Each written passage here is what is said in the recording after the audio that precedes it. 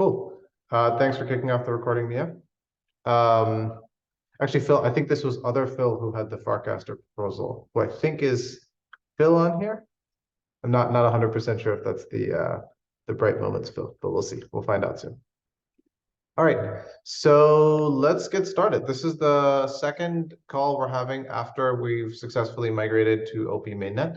So there's a few topics on the Farcaster side, and I sent out a call for like other things people were interested in, and a bunch of questions came out that were more Warpcast oriented topics. So we've added those in to the call as well. And I'm actually going to have some of the people who are working on these projects on the team step up and kind of give you the update on this. So the first topic for Farcaster, and if you're a hub operator, you'll want to pay attention to this, is just migration follow-ups from Sanjay and a couple of fixes that are rolling out over the next few days. Sanjay, if you want to give the overview. Yeah, as part of the migration, there was a bug in the limit store of the hub. It was incorrectly set to 1,250 instead of 2,500. So we fixed this in 1.5.4, which is released, I believe, yesterday, day before yesterday. And the fix is already live, so please update as soon as possible. And what's going to happen is the limit will still be 1,250 until next Tuesday at 5 p.m. PST, which is like midnight UTC. And that's when all the hubs will switch over to use the correct limit, which is 2,500. If you don't update, your hub may not have all the right links. Yep. So to give people context, because I know we've had a few bugs in the follows and links over the last few weeks. Pre-migration, everybody had 2,500 follows. There was just like a hard-coded limit. Every single user had that. Post-migration, we were supposed to give every user 2 units of storage, which would have given you 2,500 each, and would have given you actually 5,000 follows. That didn't happen due to a bug that we had. And so what actually happened was the limit stayed the same. It stayed flat at 2,500 because each unit was only giving you 1,250. And we're now shipping a final fix that's actually going to bump that back up to 2,500. The fix is live, so you download it, but it will flip the switch to accept the greater number of messages on September 20th at 12. We recommend everyone upgrades. Like Sanjay said, I think that's important. If you don't upgrade, it's not catastrophic. Like your hub will just have fewer messages and you'll be like, why don't I see all the follows? But the moment you do upgrade, it will pick up all those messages and merge them in. So it's fine if you upgrade a little late, but we would encourage you to upgrade on time if you're able to, especially with Aditya's new install script. It's literally like one click, boom, and it gets everything set up pretty easily. Okay, thanks, Sanjay. We'll go on to talk about permissionless signups next and just our overall plan to get to permissionless signups. So now that we're on OP mainnet, signups have to be paid for with gas on OP mainnet. Warpcast is paying for all the signups that are going through the product today, and we want to continue doing so for about 4 weeks of what we call clean time, where we don't see any protocol level issues or any bugs that actually come up. Sorry, our neighbor just started drilling into the wall. If that's coming through on the call, I apologize. Cool. So November is when we estimate that we'll have permissionless signups actually done and ready to go. That gives us enough time to get ready by then. And the other thing that we wanted to call out, a few folks asked about spam and overall. Dan actually did this sign up form to ask for people that were interested in signing up to Farcaster. We've had over 200,000 signups. And a quick look at this form shows that while there are a decent chunk of legitimate users in there, the vast majority of them are likely just airdrop farmers. And if we just went out and launched, as is our current plan, which is to say, hey, this is $5 a month to join, everyone can sign up, clients and apps are likely going to be overwhelmed with a lot of spammy and flooded messages, which is just going to make it very difficult for people building infrastructure, people building apps, and even users on the network to be able to use the application. So it's obvious we need a solution here. And we're going to come back with a proposal sometime in October, a little closer to the release date. It will take some form of, hey, let's actually start with a higher storage price. So everyone currently on the network, you already grandfathered in, you already have 2 units of storage per year, but let's start with a much higher storage price, see what comes in, and then gradually take the storage down every week so that people have time to react and develop systems to actually deal with all of this incoming traffic. So that'll make sure that it's a little bit more smoothed out. Let me pause there and see if people have any questions on any of that.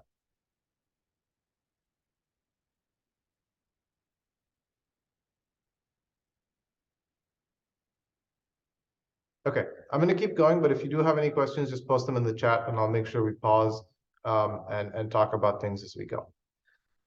The next topic that's up, Horsefax has actually been working on Bill had a question, so at least 4 weeks of permissionless signups. We're thinking November, Bill, so it's likely 6 weeks at the minimum to get to permissionless signups. Okay, coming back to Horsefax. Horsefax has been working on login with Farcaster. So high level, we already have a way for you to get permissions to post on behalf of a user, but that's sort of a heavyweight permission system. And many devs have wanted a much more lightweight, hey, I just want to know that this person has Farcaster account, 1, 2, 3, and then I can let them log into my app. So I'll turn it over to you to talk about some of the stuff. And I have the diagrams you sent me here. So let me pull up the first one over here if you want to chat through that. Awesome, thanks. Yeah, can we actually show the other diagram first, maybe? Oh, yeah, I think it replaced it because it's not happy with showing both. There we go. Cool. Yeah, so like Varun said, the goal at a high level here is creating a sign in with Farcaster mechanism. So think like signing in with Twitter, sign in with Google. The idea here being a lighter weight authentication flow where you're not necessarily requesting signers or posting to the protocol on behalf of a user, but application developers just want to be able to authenticate that yes, this user has a Farcaster account and log them into their app. So maybe if you're building an app related to Farcaster, but not directly interacting with signers or posting to the protocol. And yeah, and here's a look at what the kind of high-level user flow we're thinking could look like for this. There is an FIP for this. It's called Login with Farcaster. It's discussion number 110. We have a number of posts and there's been some discussion there already, but trying to synthesize that into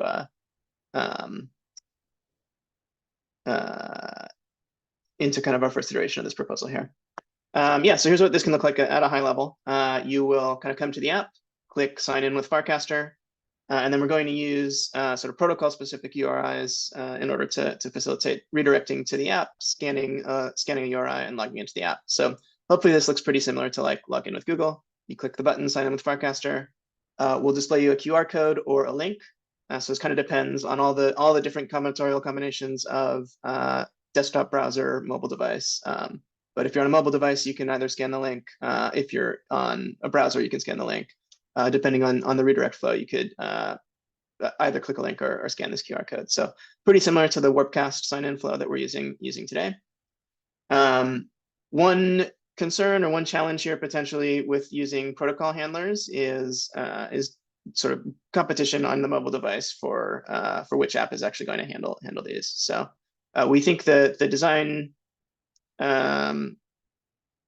suggestion there is that apps who are building Farcaster wallet clients build in the ability to scan QR codes directly from the app. So if I want to log in with Jam instead of Warpcast or whatever Farcaster wallet app I'm using, I can go into that app and then scan this QR code directly in order to redirect.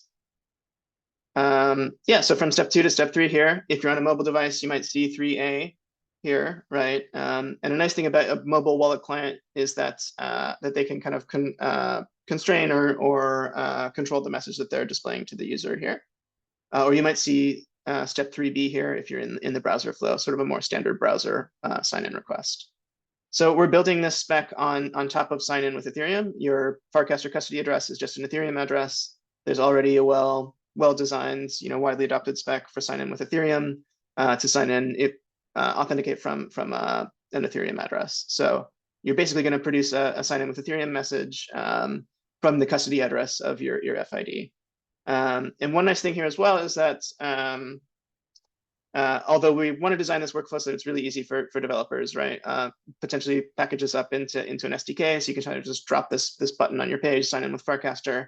Actually, sort of at each step in here, we're basing this on other existing specs, right? So if you kind of want to drop in the flow here and just use sign in with Ethereum from this point through the rest of the flow, it's possible to do that if you want to drop to a lower level. Or if you're just a developer who wants to use kind of the nice, fully managed flow from the top, you can do so as well. So anyways, the wallet app will produce a sign in with Ethereum message, and then the authenticating app will hit a hub API in order to authenticate that message. The Hub API will give back information about that user, drawn both from verifying that signature on chain with the ID registry contract and additional potential information about the user. So yeah, here in step 4, you can specify in this first step, okay, kind of like OAuth, right? I want to grab the user's profile photo and their FNAME and their FID at the time that they're authenticated, and we'll pass that all back to the user so they can be logged into the application with their Farcaster identity. I'll stop there. Does that make sense so far? Cool. Thanks for walking through that, Connor. Manon in chat had a question of, are we doing an open source implementation?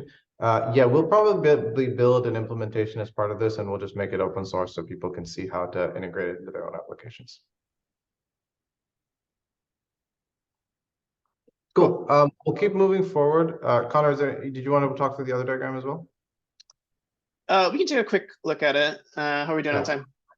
We're good. Let me pull it up. Okay. Okay, so yeah, if from the implementation or developer side, you're more interested in what the actual auth flow looks like, here's a look at that. So yeah, here we have the authenticating end user, the stick figure. We have the domain front end, so the application's front end app, domain backend, the application's API or backend app. We have the Farcaster wallet, right? That would be Webcaster or any Farcaster wallet on the usually on the user's mobile device. Although this is potentially generic, right? If folks start building wallets outside of mobile devices, there's a potential to build flows for that as well here.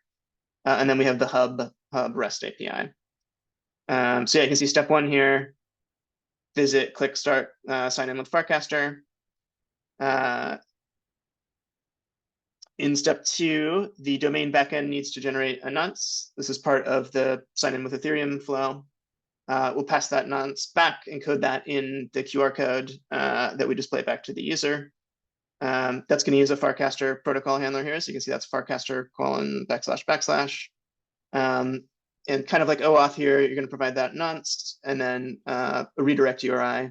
At this point, we'll also probably pass query parameters to represent the specific additional pieces of identity information you might be requesting from the hub. So if you want the FID, the FNAME, user's profile photo, some of those sorts of things, we're sort of still thinking about exactly what those attributes are, but you'll be able to pass some of those as query parameters here as you construct this URI. So that'll redirect to the Farcaster wallet, catch that through the protocol handler, where we generate this UA message, sign in with Ethereum. So this is step 4 here, sign example.com wants to sign in. So this is just a specifically structured sign in with Ethereum message that says, you know, sign in with Ethereum. The message is sign in with Farcaster, and we have a couple other attributes here. So this is kind of a strict subset of sign in with Ethereum, the sort of message format for sign in with Farcaster. Step 5 here, hit the wallet redirects to the callback, right? Or the wallet can post, maybe if it's a mobile flow, post back to the callback address that was provided there.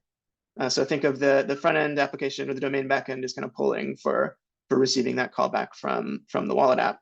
Once it detects that, it gets the sign in message. It can post to the Hub API.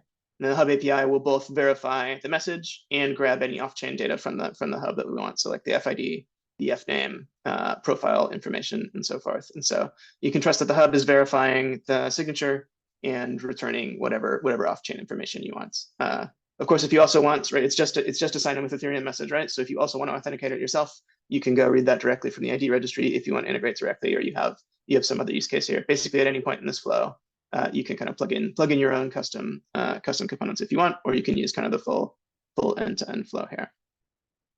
Yeah, the final component here, step 7, which is kind of an important call out, I think, for app developers who are using this, is that you do need to be aware potentially of when FIDs are transferred and invalidate sessions when transfers are happening. So we still need to spec out exactly what that'll look like, but you can either subscribe to events from the ID registry and kind of invalidate sessions if an FID is transferred or the authentication state changes, or maybe we'll expose that through one of these Hub APIs as well to make it as easy as possible to subscribe to that information.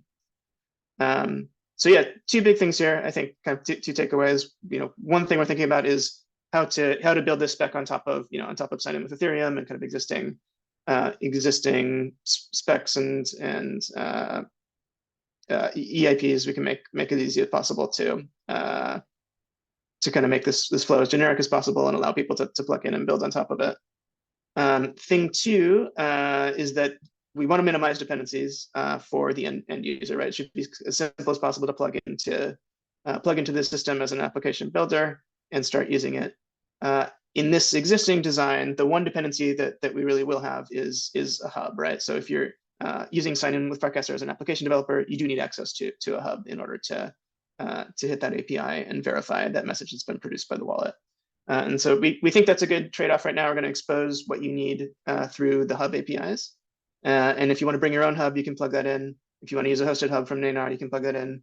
Warpcache will probably run public hubs that will expose this API as well for folks who just want to try it out and start using it. So we think that's a reasonable trade-off. You can sort of think of it as analogous to if you're using sign-in with Ethereum, you need access to a node, right? So you might have an Alchemy node or your own hosted node. So you do need an RPC URI in order to verify those. And so this is going to be similar. You're going to need access to this hub API. But basically, plug in that hub API, plug in hopefully our SDK that wraps us all together. And you'll just be able to drop a sign in with Farcaster button on your app. And basically at the end of the flow, get a call back with authenticated information about the user and whatever profile information you've requested. Great, thanks, Connor. Manat had a question on what do you think about being able to do sign in with Farcaster using the connected address instead of just the custody address? If you want to give your thoughts, I can go next. Yeah, we've started thinking about this. It's probably not going to be in the first cut of this. Yeah, it's something we're thinking about, but there's some complexity there in the design of this that I think we don't want to introduce yet. Yeah, I think basically what we said was it's possible. It's actually valuable because it lets you like sign in with your MetaMask and with your other things. We didn't want to introduce it in the very first draft of the spec because it just adds a lot of complexity for app developers to integrate. This keeps it super simple, and so it's something that we'll come back and consider adding on in a following FIP. Bill asks, posting to the hub is required. It's actually not posting to the hub, it's just reading from the hub, and it's to verify. Yeah, it's exactly what you said, Bill. It's to verify the user info because the user signs a message that says, hey, I have this FID. You still need to go check that the properties about that FID are still valid on the hubs. One additional ask, the discussion around like connected address and why not to include it in this FIP, is that on the protocol repo? Yeah, we have. I have a couple docs we were working on internally, but I will post that soon in the next day or two up on the FIP proposal. All of that work that's in discussion so far. Yeah. Okay, that would be super useful. It informs product direction for us. So yeah, thank you. Cool. Yeah, we'll put that together. And again, if you guys have thoughts and like this is not like a hey, this is the way it should be. It's just this is our best proposal at like balancing user X, dev X, and speed of shipping. So we welcome feedback at this stage. This is not meant to be here's how it will be. Okay. Great. If there's no other questions, I'm gonna continue down the list. Thanks, Connor, for walking us through that. If the drilling gets really loud and you guys can't hear me, please just say that in chat. For those also curious, our next door neighbor sells donuts that you can only buy if you're 21 years old, and they might not be legal in all states. But here's a link in case any of you are interested in perusing that. On that note, we'll switch over to Warpcast topics. And so the first update on signers, Tony actually worked on this, but I didn't give him a heads up that we're going to be talking about it. So I'll voice over and I'll let him jump in if he has anything to add here. But we've had a few issues with the signers earlier last week. We believe we've caught and fixed all of them right now. So as of right now, if a user is adding a signer, we don't expect there to be any bugs. So if you're seeing bugs, please let us know. Second thing is right now, all of the payments for those transactions to add signers, Warpcast is paying for them. So we've kind of limited everybody to like being able to do 10. If you're a developer and you need more for testing, just message us. We'll try to add it as we go. I know it's annoying. There's a little bit of friction. We're working on fixing that. So the thing that we expect to ship soon is a payment flow where you'll actually be able to just use an in-app purchase and pay the 20, 50 cents to make the transaction on chain whenever you do that. So this is going to make testing a lot easier for developers. It's going to let users self-service this. We don't have a firm timeline on how quickly this will launch because it has to go through App Store review. So a lot of it is pending on what Apple comes back with in terms of feedback, because this is going to be the first time that we are actually doing transactions and collecting fees from users in the application itself. Friend, do you mind if I add one thing? Yep, go for it, Dan. So I think one thing to flag here, want to acknowledge that I think it's going to be kind of a frustrating experience from going from free before to now there's a charge. I think if we were doing this in the browser and using like traditional, just like a crypto, flow, then I think people are like, oh, okay, that's just like what we have to do. But I think in-app purchases, to my understanding, I don't think anyone has done this in crypto. Like this is something that like it will be a first, and if we get it right, I think it could be a massive unlock for UX, because you can imagine someone now being able to sign up for Farcaster, the protocol, and never have a single bit of crypto. Like they can just get all the stuff done on chain for their Farcaster account, whether it's sign up or signers, just using their device. And so I think it's like a massive step up for UX, but I do think there's going to be some frustration, and if I'm sitting on the other side going like, wait a second, like now this is going to hurt my growth rate because people are going to have to pay for the transactions. So I think we're going to want to be iterative here and think through this. But I think where we want to get to is a place where the core flows that relate to the Farcaster account, Warpcast can just do in a very simple way, albeit with some fees. And then I think we can kind of iterate and think through from there. But I think long term, like our bet is this is going to make the total number of users that can actually come into the protocol, like it's just going to significantly increase the size of the market. And I think that in of itself will be better for developers than if we were to like focus on the like crypto native flow or things like that, especially given Apple has a bunch of restrictions for what you can do within an app related to like an economic transaction. Cool, thanks, Dan. Tony, is there anything you wanted to add to the signer stuff? Nope, just feel free to hit me up on Farcaster or Telegram if you do run into any problems. Cool. Okay, next topic. People wanted to hear about the new DirectCast V2 update, which we've been teasing. So Cassie here is going to give a quick high-level overview of what the new system does and how it works.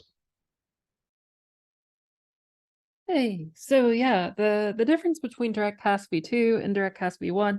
DirectCast v1 was essentially a first pass attempt that was client native and tried to be very simplistic in design, that was essentially purely written with the intention of a single logged in instance of a user being able to engage in double ratchet encryption sessions with other users on Warpcast. In this design, it's actually a much more expansive design that is queue-based instead, where every device is a unique, it basically has a unique set of keys for DirectCasts, it has a unique inbox ID, and that enables us to adopt a much more stateless approach from the server side. It also means that the server side is essentially much more ready for hubs in the event that we adopt the DirectCast FIP. And so what that means in terms of direct user impacts is that the messaging system is significantly faster. It's much more robust because the design is much simpler and less prone to decryption failures. And it also means that, like I said, that it puts us ahead of the curve for adopting the features that are in that FIP, which includes group messaging. Cool, thanks, Cassie. The one thing I'll add is from a user experience perspective, like just what you'll expect over the next few days. Today, almost everyone on the network is on DirectCast v1. That works fine for most people, but there's like 3% of users that are dealing with bugs and issues, especially when you have multi-device. In the future, once everyone's migrated to v2, almost all of those issues are going to go to zero, and you're going to have much faster DirectCast, much better notifications. Very few message could not be delivered errors, which we're very excited about. What I want to talk about is the interim when we go from V1 to V2, which is going to happen over the next few days.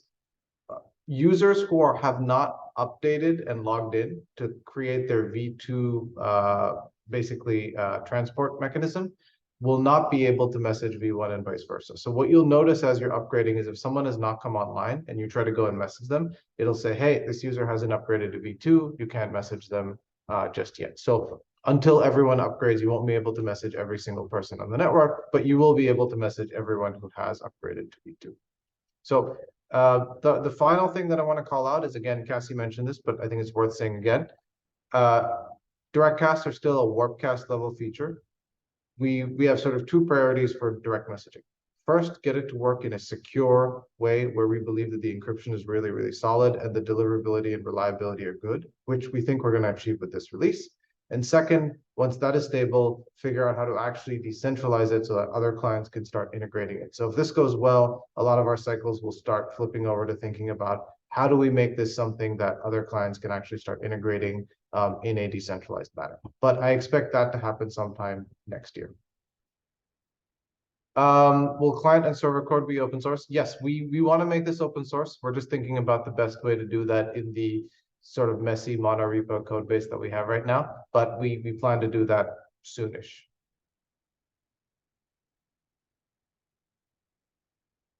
Any other questions for Cassie on Directcasts before we go to the next topic? All right, the next big question has been when can we create channels ourselves, which Dan's going to talk about. Yeah, so regardless of whether channels themselves at the protocol level, FFT2 is permissionless, the reality is Warpcast has the distribution right now, and so getting channels into Warpcast is effectively how you're going to get people to use them. So totally acknowledge that. I think that the tough answer, but the honest answer is I don't think we're going to be in a permissionless place before the beginning of next year. Like, I think we're going to revisit permissionless in January. And the reason is I think we want to have really high conviction that channels is the social primitive that we think can really drive growth for Farcaster from a DAO standpoint for the network. And I think there's a version of the world where we go work on the functionality to kind of like make it easy to surface and like solve for all the things that are going to be related to like if n number of channels exists, like how do you actually go and do that and move it into the app, search, all that kind of stuff. But in that world, I'm spending time working on that, and I'm not actually spending time on figuring out like what is the like actual core feature set of channels that we just know works really well, and we can kind of repeat channel after channel after channel, both ones that we're creating but more realistic to scale this, like N channels, right? So just an example, Reddit has 2.8 million subreddits, 130,000 of those are active. So for those quick with math, that's about 5% of subreddits like survive. So in order for this thing to actually really work, we do actually need this to be permissionless and just like have the whole long tail happen, and then every so often you get a hit. I don't actually think the current version of channels, as at least implemented by Warpcast, is going to be set up for success in a world where you don't have access to changing things in the Warpcast app. And so I actually want to get us to a place where we have high conviction that every time we boot up a channel, and if we follow kind of this level of playbook, and we built some features that allow other people who are kind of like, you can think of like someone starting a channel as almost like a social entrepreneur. Like you have a mission to like build a community within a channel. We want to actually have all those tools set up so that you are enabled for success in being able to grow that, have the network be able to allow you to like kind of permissionlessly bring people into the channel. And in doing so, I actually think that the kind of like couple of months of iteration and getting to a place of high conviction is going to be a much better experience than we go kind of do this. We get to check it off to say that it's permissionless, but the reality is like we haven't actually solved the core problems. And in a world where I don't have to actually think about all of the product work related to making it great for other people to bring it into the app, we're going to have some more bets on trying to like actually build the sustainable retention and growth within channels. And I think the last thing is, I think it would be really, really frustrating for people as we do permissionless, and then Warpcast starts iterating on stuff that's more centralized.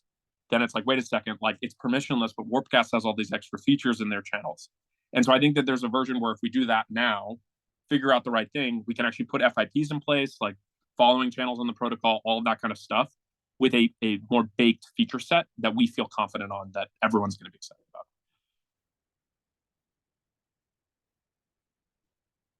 about. Dylan had a question. Apart from creating channels, would Farcaster implement non-channel FIP2 replies similar to this design? Let me actually just pull this up here really quickly. I think this is really cool, Dylan. I think the answer is probably similar to what Dan said, which is we have a pretty wide set of things that we want to go and work on in channels, and a lot of interesting ideas. The thing we're going to be focused on first and foremost this month and next month is how do we take the core channels that are being really successful, and what's the feature set that's going to drive engagement even more in those channels. And I think once we feel like we've hit a bar of like, okay, channels are really like communities in and of themselves, which I think they're approaching, but not quite there today, then we're going to build a whole set of things to make it easy to just add other topics and other discussions. And so the unsatisfying answer is we love the idea, but it will probably not come in the next 2 months. But I think that the one thing is, if you are passionate about this, especially if you're building this more as like a open source or side project, I would encourage folks to try to self-organize a little bit and say like, hey, we're going to make OpenCast extremely good for FIP2 URLs and like this idea of the annotated web or things like that. And I actually think in a world where even a small number of people are dedicated to continue using it out of just like passion and excitement, that is actually going to be a good sign to us to say, hey, how can we actually boost the distribution of this here? But it's a bit of a chicken and the egg thing where it's like, what we have a limited number of things we can bet on. And our view is like the best bet to grow protocol DAO right now from our view is what Varun said, is like develop channels into communities and like feel a sense of identity with that. And I think links is a different fork in the kind of FIP2 maze. But that said, like in a world where there's actually a dedicated community of people that are actually showing this, even subscale, but it's consistent and really exciting, I think that can actually be a sign to say, hey, like as we approach things early next year around permissionless, how can we also bring in kind of non-NFT contract community type, like more URL oriented FIP2 stuff into the feed?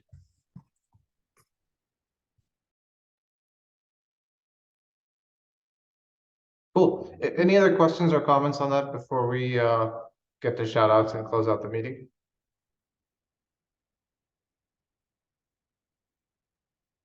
The last thing I would just say is this is how we've built Farcaster thus far. It's like we have a long-term goal of getting things to permissionless, credibly neutral. But our POV is it's way simpler if we can actually iterate when things are a little bit more centralized, and getting to a place of like, this is the right feature set allows us to actually build the decentralized, permissionless, protocol-oriented version of it with a lot more data information, like this is actually working type situation.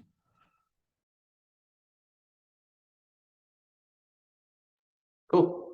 Awesome. I'll roll forward to shout outs. If anyone has any questions, feel free to drop them in the chat and I'll call them out. But first shout out to Nanar team, actually helped a bunch of new apps launch this week, which has been really cool to see. In fact, I don't know if most folks have been following this, so let me actually bring up a couple of examples. So the first one, which you should be able to see now, is Vasco.wtf, which you can think of as a block explorer for Farcaster. So you can click into any user and you can see all of their messages in cast kind of at a very like low level, like here's how the object is structured, which is really, really nice as a developer if you're trying to understand how things work, in the same way that Etherscan is useful when you're trying to do on-chain transactions. So this is one really cool thing. The other slightly more fun, entertaining one is Hatecast, which lets you see who's unfollowed you over the last few days. And there might even be another app that I am forgetting. Nanar folks, if you remember what it is, feel free to call it out. But it's actually been really awesome to see the growth of these different apps that have been launching, and awesome to see Nanar enabling a lot of those to ship faster than they've ever been able to do before. Another app that also launched a little earlier in the week was Flink.fyi. Sloke has actually been working on this, which makes it easy for, let's see if this loads today, but it actually makes it easy to connect people's social profiles across different accounts. So you can kind of click into one person's account and see, you know, their Farcaster identity, their Twitter identity, their OpenSea identity, and it kind of pulls all their posts into one page, which again, I think is really, really cool to see. So this has actually been awesome to see it get built. Cool. Two more shout outs. Worstech has been working on a bunch of hub tutorials. If you haven't watched it yet, you can click on this and it actually shows you how to set up a hub in just 7 minutes on AWS. So really, really awesome. Makes it easy for people to get through. And Scottrepreneur has actually been investigating Vitest for us and actually moving Hubble over to Vitest. We made this ask in the last call, and he's actually got an implementation that's mostly working. And now we're benchmarking it and seeing if we want to do it. So that's actually been really awesome to see. Cool. And then the last thing is help wanted this week. One of the biggest asks we've got from people is a DApp node package. We just haven't been able to prioritize this on our roadmap yet. So if there's anyone that has experience with building DApp node packages who would take Hubble and put it on there, I think you would immediately get a bunch of happy users that are very excited. So if you have cycles to help with this or experience to help with this, please let us know. All right. With that, we come to the end of our meeting this week. Thanks all for coming. We'll meet again same time 2 weeks from today. If anyone has any last questions, speak now or we'll be wrapping up this meeting. All right, going once, going twice. All right, thanks everyone. See you all next time.